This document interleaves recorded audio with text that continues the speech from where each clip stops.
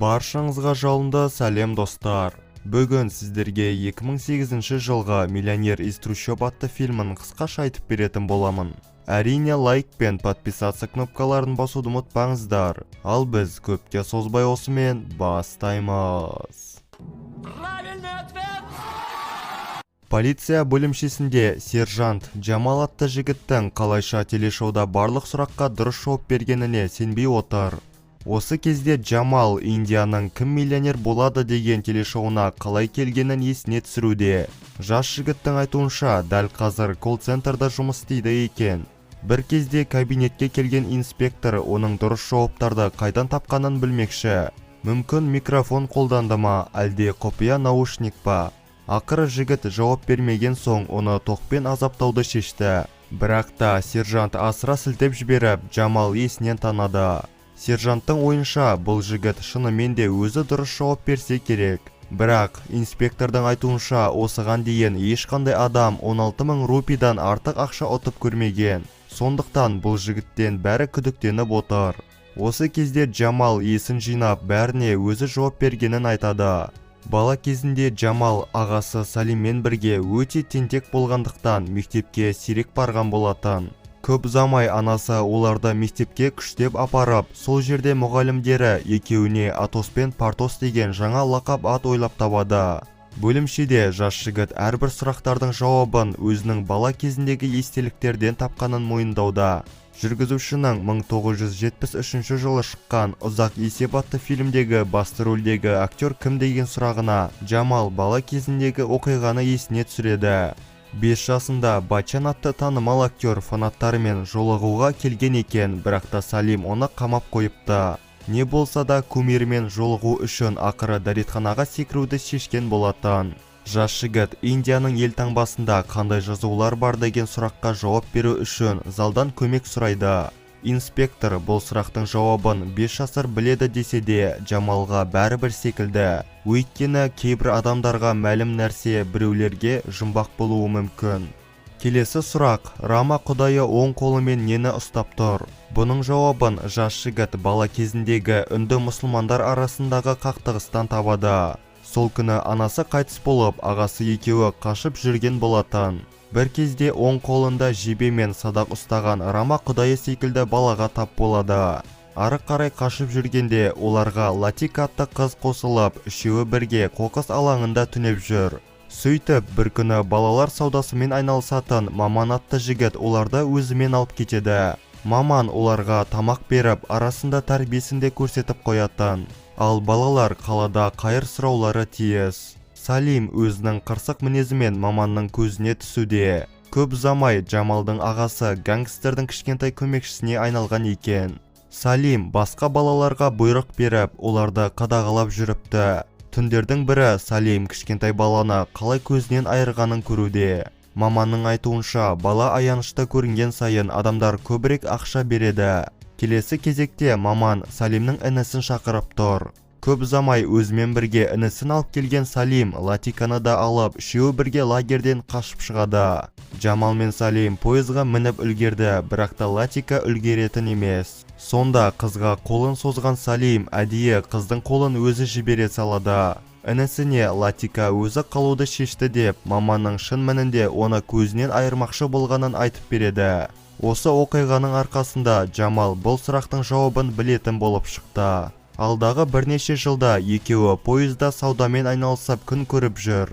Осылай қаладан қалаға көшіп, екеуі бір күні Тадж-Махал орналасқан қалаға тап болады. Туристер Салимді жергілікті тұрғын деп ойлап, оған экскурсия жасауын өтінуде. Қомақты ақшаны көрген жас бала көп ойланбастан оларды Тадж-Махалға әкеліп, әртүрлі жалған факттерді айта бастайды. Бұл жер туристке толы болған соң, екеуі ұрлықпен және туристерді алдаумен айналысып, ақша таппақшы. Бұл оқиға Джамалға $100 бейнеленген адам кім деген сұрақтың жауабын береді. Бірнеше жылдан кейін екеуі өздерінің туған қалаларына кетуді шешкен болатын. Джамал келе салысымен құр қол жүрген жоқ. Оның бар қалайтыны Латиканы қайта табу. Бірақ ағасының айтуынша миллиондаған адамның арасынан қызды табу мүмкін емес. Қуанышқа орай Джамал жер асты жолынан көзі көрмейтін бұрынғы досына кезігеді. Жас бала Жамалды танып, оған маманның өте кекшіл екендігін айтуда. Онымен қоса Жамалға Латиканың адресін айтады және дәл қазір бәрі оны Вишенка деп атайды екен. Адреске келген екеуі Латиканың биші екенін түсінеді. Қызды екеуі алып қашпақшы, бірақ күтпеген жерден маман келіп, оларға тосқауыл болып тұр. Сонда Салим өздерінің амандығы үшін револьверді алып шығып, маманды атып өлтіреді. Осылай ағасының бірінші өлімі жас жігітке револьверді кім ойлап тапты деген сұраққа жауап беруге көмектескен екен. Осыдан кейін үшеуі ескі қонақ үйге келіп, сол жерде түнеуді шешті. Салим қалған шараптарға тойып алып, маманның конкуренті Джаветке қарай аттанады. Ал Джавет өз кезегінде жігіттің батылдығын мойындап, онымен келісімге келді. Қайтып келген ағасы Латиканы құтқарғаны үшін оны өзімен алып кетпекші, ал інісі болса қызғаныштан онымен төбелесуде. Бір кезде ағасы оған пистолет тақағанда Лакита келіп Салиммен бірге қалуды шешеді. Осылай жас қыз Жамалды құтқарып қалған болатын. Содан бері Жамал бір рет болсын екеуін көрмеген екен. Бұны естіген инспектор не болып кеткенін түсінбей отыр. Бірақ та ең қызығы жас жігіттің телешоуға қалай тап болғаны. Жамал біраз уақыт колл-центрде официант болып істейді. Бір кезде танысы оған бірнеше минутқа оператор болуды өтінеді. Жас жігіт тез арада ақпараттар базасы арқылы ағасымен Латиканы іздеуде. Қуанышқа орай ағасының номерін тауып, онымен байланысқа шыққанда Салим інісінің дауысын тез танып қояды. Салим одан кешірім сұрап отыр, өйткені сол түні оларды маманның адамдары іздеген болатын. Көптеген жылдар бойы ағасын көрмеген Салим ашу үстінде оған соққы жібереді. Қайта сабырға келгенде Салим оған соңғы жаңалықтарды айтып шықпақшы. Қазір ол Джаветтің бандасында жоғарғы дәрежелі адам. Салим Жамалды енді жоғалтпас үшін өз үйіне шақыруда. Кетерден алдын жас жігіт Латика жайлы сұрағанда, ағасы тек оның кетіп қалғанын жеткізеді. Салимнің артынан еріп Джаветтің үйіне келсе, сол жерде өзінің алғашқы махаббаты Латика тұр. Күзетшіге өзін ыдыс жуушы ретінде таныстырып, үйге кірген жас жігіт ақыры ғашығымен кезікті. Қыздың жарақаттарын көріп, оған қашуды ұсынса да, Латика толықтай қарсы. Онымен қоса Джавет басқа қалаға көшке жатыр, сондықтан жігітке қызды ұмытқан жөн. Сонда да жас жігіт қызды күн сайын кешкі 5-те вокзалда күтетін болды. Бір күні кешке Латика вокзалға келгенде, оны Салим мен Джаветтің адамдары көлікке салып алып кетпекші. Телешоудың келесі сұрағына Жамал не деп жауап берерін білмей отыр.